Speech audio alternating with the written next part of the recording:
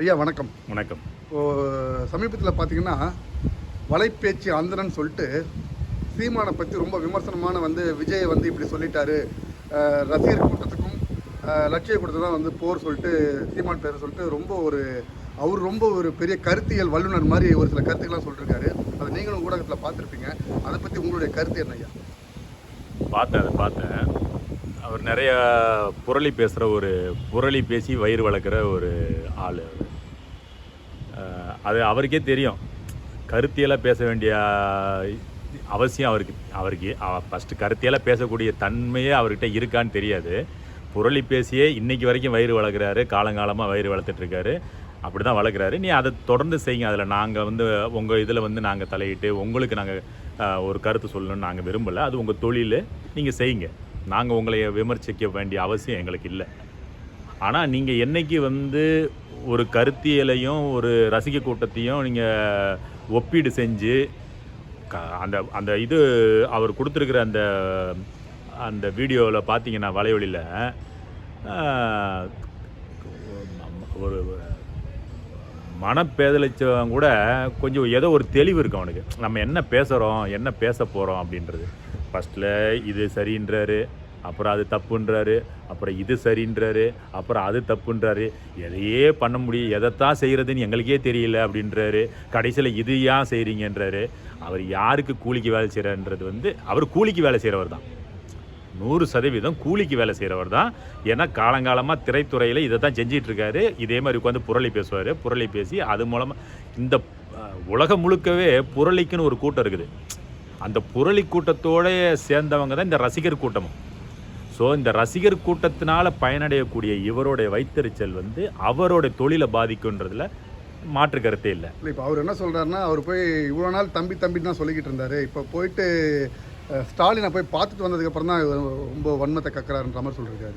அதுதான் இது இது இது உங்களுக்கு தெரிஞ்சிருக்கும். இப்போ நீங்கள் இது அந்தணன் மட்டும் பேசலை, டிஎம்கேவோட பெய்டு மீடியா எல்லாருமே பேசுகிறான். டிஎம்கேவோட பெய்டு மீடியா, எதிர்கட்சியில் இருக்கிற அதாவது என்றைக்குமே சீமான் எதை சொல்லுவார், அதை எப்படி காசாக்கலான்னு பார்க்குற கூட்டம் தான் இங்கே இன்றைக்கி மீடியா முழுக்க இருக்கிறாங்க. நம்மளுடைய கருத்துக்களை எவனும் கொண்டு போய் சேர்க்க போகிறதில்ல. உங்களை நீங்கள் சேருங்கன்னு சொல்லி நாங்கள் கெஞ்சவும் போகிறதில்ல. எங்களுக்கு இருக்கிற மீடியா பலம் எங்களுக்கு தெரியும். எங்களுக்கு சோசியல் மீடியாவில் என்ன பலம் இருக்குது, எங்ககிட்ட இருக்கிற கொள்கை கூட்டமும் அந்த மக்களும் எப்படி இருக்கிறாங்கன்னு எங்களுக்கு தெரியும். அதனால் உங்களுடைய தயவை நாங்கள் ஒரு நாள் எதிர்பார்க்கலை. இப்பொழுது நீங்கள் எங்களுக்கு ஒரு கருத்து சொல்லணுன்ற முக்கியத்துவம் இல்லை. அவர் அண்ணன் தம்பி அப்படின்லாம் சொன்னார். இப்போவும் சொல்கிறார். இன்றைக்கும் அந்த அவங்கள நாங்கள் எதிர்க்கணுன்றது எங்கள் நோக்கமே இல்லை. இவர் அனந்தன் சொல்கிறதுல ஒரு விஷயம். அவர் என்ன சொல்கிறாரு, ரவுடி, சாராய வியாபாரி, மற்ற திருட்டு கம்மநாட்டிங்க இவங்கெல்லாம் அரசியலில் வர்றாங்க. அவங்களெல்லாம் எதிர்க்கலை. ஒரு சினிமாவிலேருந்து வந்தாலே அவன் ஒரு முட்டாளாக தான் இருப்பான், அவனுக்கு எந்த அரசியல் அறிவு இருக்காது அப்படின்னு சொல்லி ஒரு பொத்தாம்பொதுவாக எதிர்க்கிறது எந்த வகையில் நியாயம் அப்படின்றாரு. அதாவது ஒரு சாராய வியாபாரியும் ஒரு ரவுடியும் அரசியலுக்கு வர்றது அவன் தனிப்பட்ட முறையில் வர்றதில்லை. தனிப்பட்ட அவனோட செல்வாக்குக்காக அவன் வர்றதே இல்லை. அவன் ஏற்கனவே செல்வாக்காக இருக்கிற ஒரு கட்சியில் லஞ்சத்தையும் பணத்தையும் கொடுத்து அந்த பதவியை வாங்கிக்கிட்டு நிற்கிறான். அங்கே மக்கள் தான் தீர்மானிக்கணும், ஏன் இந்த ரவுடிக்கு அந்த கட்சி சீட்டு கொடுத்துச்சுன்னு சொல்லி அந்த கட்சியை புறக்கணிக்கணும். ஸோ அவன் தனிப்பட்ட முறையில் அவன் ஒரு கட்சி ஆரம்பித்தாலும் அவனால் இந்த தேர்தலில் அதாவது வெற்றி பெற முடியவே முடியாது. அது தெரிஞ்ச விஷயந்தான். அதை தூக்கிட்டு இதோட ஒப்பீடு செய்கிற இந்த அறிவாளி அந்தணன்கிட்ட நான் இதை கேள்வியாக கேட்குறேன். அப்புறம் இப்போ ஒரு சினிமாவிலேருந்து ஒருத்தர் வரக்கூடாதா? நாங்கள் வர வேணான்னு சொல்லவே இல்லையே. அவர் அரசியலில் வரப்போகிறாருன்னு சொல்லும்போது வரவேற்றோம். கட்சி ஆரம்பிக்கட்டும், வரவேற்றோம். அவரோட கொள்கை தெரிவித்த பிறகு தான் எதிர்ப்பு தெரிவிக்கிறோம். அதாகப்பட்டது அவர் பேரை கூட எனக்கு சொல்ல விரும்பலை. அந்த ரசிகர் கூட்டத்தை வர தலைமையேற்று வர்ற அந்த தலைவர்னு கூட அவர் சொல்கிறதுக்கு இல்லை. ஏன்னா தலைவர்னால் அதுக்கு ஒரு பெரிய மாண்பு இருக்குது, அதுக்குன்னு ஒரு கருத்தியல் இருக்குது, ஒரு கோட்பாடு இருக்குது. ஒரு மிகப்பெரிய கூட்டம் நம்மளை வர்றாங்கன்னா அவங்கள வழி நடத்தக்கூடிய அந்த கடமை அவங்களுக்கு இருக்குது. அப்போ அவங்கள வழி நடத்துகிறவனுக்கு நிறைய திறன் இருக்கணும், அதுக்கான மாண்பு இருக்கணும், பண்பு இருக்கணும், எல்லாமே இருக்கணும். அது என்ன இருக்குன்றது அந்த கேள்வியை நான் அவங்கக்கிட்டே கொடுத்துறேன். நான் அவங்கள பற்றி விமர்சிக்க விரும்பலை. அதாகப்பட்டது நான் என்ன சொல்ல வரேன்னா, ஏன் சினிமாலேருந்து வர்றவனை எதிர்க்கிறாங்க அப்படின்னா, இப்போ இவருக்கு இருக்கிற ஒரே ஒரு என்னது அவருக்கு இருக்கிற ஒரே ஒரு இதுனா அவர்கிட்ட இருக்கிற அந்த சினிமா பிரபலன்ற அந்த இது அதைத்தான் வந்து அவருடைய முதலீடாகவே கொண்டு வர்றார். இந்த அரசியலுக்கு வர்ற அவரோட முதலீடே வந்து என்னன்னா அவரோட பணம் கிடையாது. சினிமா பிரபலன்ற அந்த பிரபலத்தை முதலீடாக கொண்டு வந்து இந்த அரசியலில் முதலீடு பண்ணுறாரு. அப்போ மக்களை வந்து இந்த தமிழ் இனம் வந்து நிறைய இழந்துட்டோம், மொத்தத்தையும் இழந்துட்டோம். இன்றைக்கி அனாதையாக்கப்பட்டு நிற்கிறோம். இதிலிருந்து நாங்கள் மீட்டு உருவாக்கம் செய்கிறதுக்காக கடந்த 16 வருடங்களாக நாங்கள் வந்து வேலை செஞ்சிட்ருக்கோம். 16 வருடங்களாக இந்த கருத்தியலையும் கொள்கைகளையும் மக்கள்கிட்ட கொண்டு சேர்த்து இன்றைக்கி தான் கொஞ்சம் கொஞ்சமாக வளர வச்சுட்டு வரோம். அப்போ இன்றைக்கி அவர் கட்சி தொடங்கி வர்றாருன்னா வாங்க, தமிழ் தேசிய பேசுங்க, தமிழர்களுக்காக பேசுங்க. அப்போ வாங்க. நீங்கள் என்ன பண்ணுறீங்க, இந்த கட்சிக்கு வரும்போது என்ன பண்ணுறீங்க, எப்படியும் நான் முதலமைச்சர் ஆயிடணும், அதுக்கு என்னெல்லாம் பண்ணணுமோ அதெல்லாம் பண்ணிக்கோங்க. அதாவது தேசியத்தை எடுத்துக்கோ, திராவிடத்தை எடுத்துக்கோ, கொள்ளடிக்கிறவனை சேர்த்துக்கோ, கற்பழிக்கிறவனை சேர்த்துக்கோ, எதெல்லாம் எனக்கு எது வழியாலாம், அதாவது நல்லவனையும் சேர்த்துக்கோ, கெட்டவனையும் சேர்த்துக்கோ, கொடுங்கோலனையும் சேர்த்துக்கோ, எவனை வேணாலும் சேர்த்துக்கோ, ஆனால் நான் வெற்றி பெறேன்.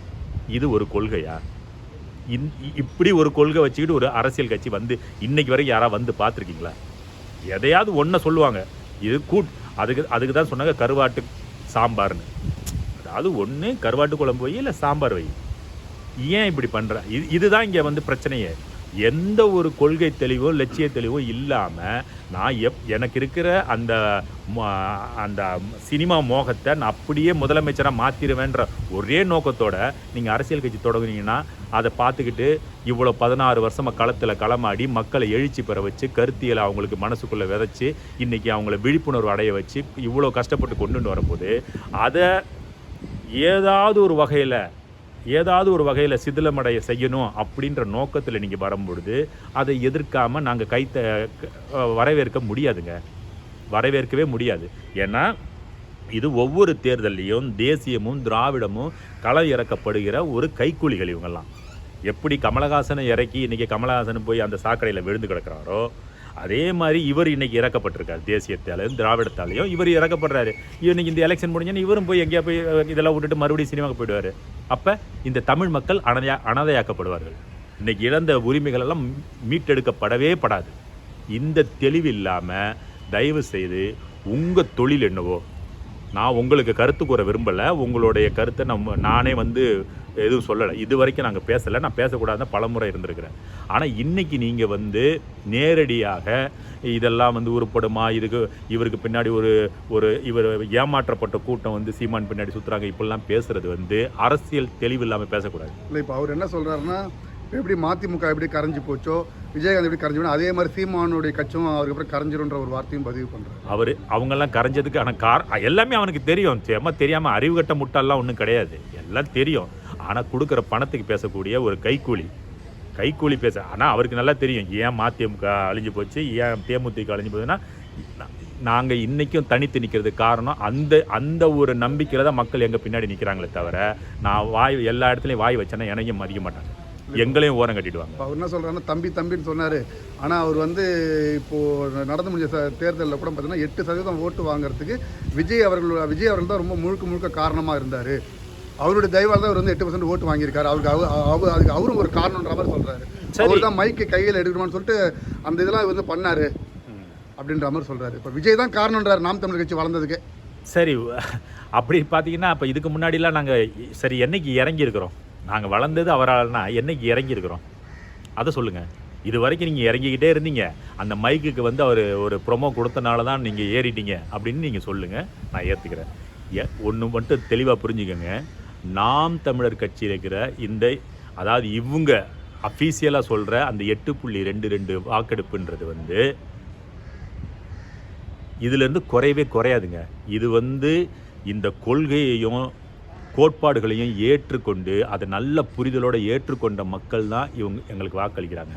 அதிலிருந்து யாரும் கீழே போகிறதுக்கு வாய்ப்பே கிடையாது. ஏன்னா அந்த மாதிரி கொள்கையும் கோட்பாடுகளும் இங்கே இருக்கிற எந்த அரசியல் கட்சிக்கு கிடையாது. அப்படி இருந்ததுன்னா நிச்சயமாக நீங்கள் சொல்கிற அந்த ரசிக கூட்டத்துக்கும் அப்படி ஒரு கொள்கையும் கோட்பாடுகள் உருவாக்கப்பட்டால் இருக்கலாம் இறங்குறதுக்கு. ஆனால் இங்கே எதுவுமே இல்லை, அது ஒரு சாக்கடையாக இருக்குது. நல்ல தண்ணியும் அதில் இருக்குது, சாக்கடை தண்ணியும் இருக்குது. அதனால் வந்து நிச்சயமாக அதில் அது இல்லை.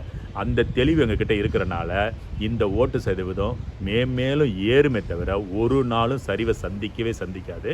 உங்களுடைய இந்த சில்லறத்தனமான புத்திகளை ஓரங்கட்டிட்டு உங்கள் தொழிலை மட்டும் பண்ணுங்கள். உங்கள் தொழிலுக்கு நீங்கள் நேர்மையாக இருங்க. உங்கள் புரளி பேசுகிற தொழிலை நீங்கள் தொடர்ந்து செய்யுங்க. நன்றி, வணக்கம். வணக்கம்.